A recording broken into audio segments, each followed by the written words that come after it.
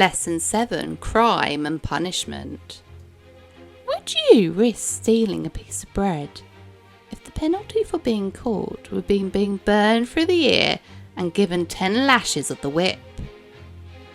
What if you and your family were really hungry because you'd worked hard all year farming, but then a drought occurred, meaning that all the crops were ruined?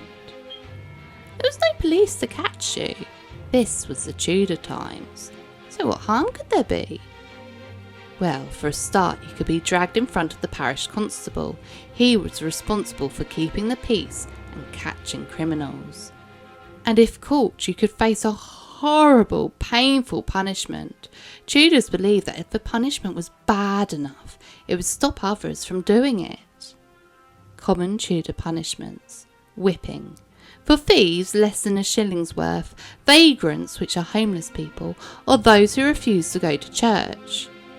Branding, being burnt with a hot iron. Stocks, those locked in it would be mocked by others and have rotten food thrown at them. A scold's bride, a metal-framed device which goes over the head with a metal gag and held the tongue in place. It was for those who gossiped, which mostly meant a punishment for women.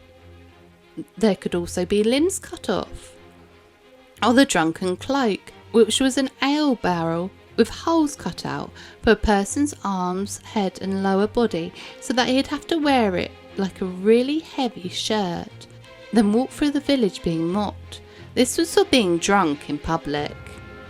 Serious crimes such as treason, which is crimes against the king, or heresy, which is crimes against the church or faith, carried serious punishments, including beheading, being hung, drawn and quartered, being burned at the stake, being pressed, which is crushed, and being boiled alive.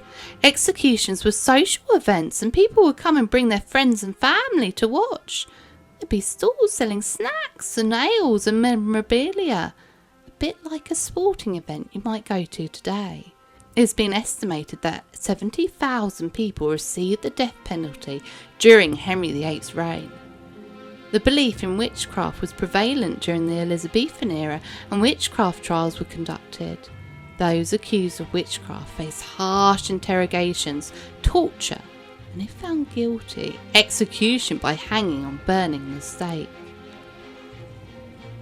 The justice system during the period heavily relied on confessions and witness testimonies. Torture was sometimes used to extract the confessions, although it was officially discouraged. Law enforcement was primarily the responsibility of officials such as constables and justices of the peace. They were tasked with maintaining order, apprehending criminals, and overseeing punishments. The severity of the punishments varied depending on the social status of the offender and the specific circumstances of the crime. Torture.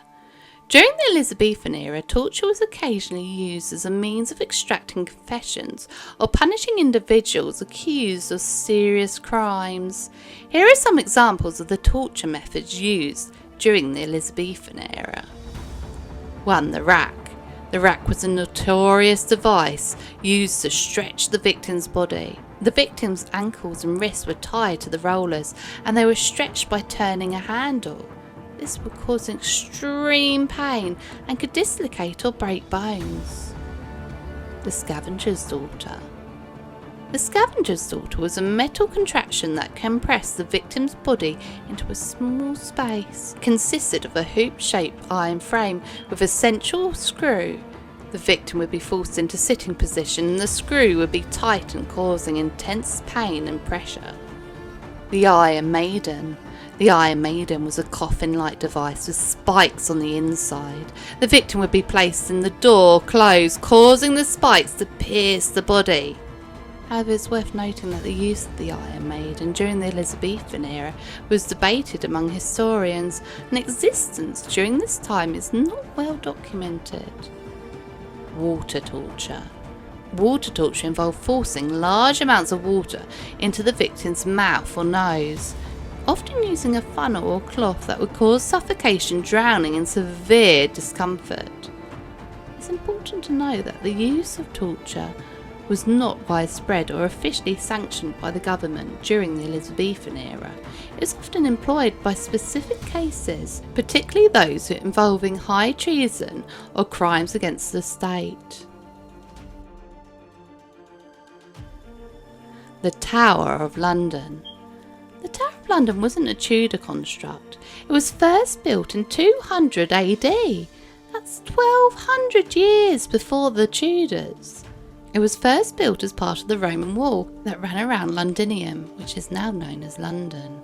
William the Conqueror spent 25 years working on the White Tower in 1078. It was one of the first stone buildings in the whole country. Over the following years, various kings and queens had it extended and fortified. But it was during the Tudor era that the role of the tower changed. Previously, it had been a royal residence, but during the Tudor era, it was then used for housing the London Mint and important prisoners, and most of all, torture. Only 7 people have actually been executed within the walls of the Tower of London. Most were taken outside to Tower Hill. Important areas of the Tower of London include Traitor's Gate.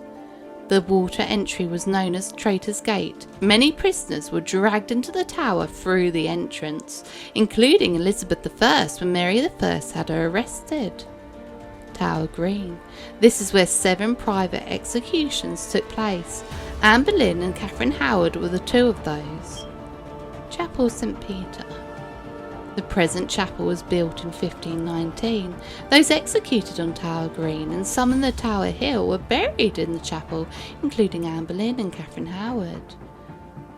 The Bell Tower. This is where Elizabeth I was held prisoner.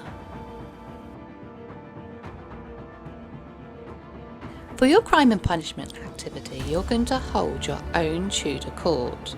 Now, this isn't the type of Tudor court Henry had, where the courtiers would surround him. This is a judge and jury Tudor court. What you need is 1 dice and a worksheet Tudor judge. First, roll your dice to give you the scenario of the crime, and then roll it again to give you the type of Tudor that's being accused. Use this information to decide what punishment the Tudors would have given them, or whether it would have been more severe due to their social status. Why not get your siblings to pretend to be the convicted criminal, and then you can have fun sentencing them to the horrible Tudor punishments?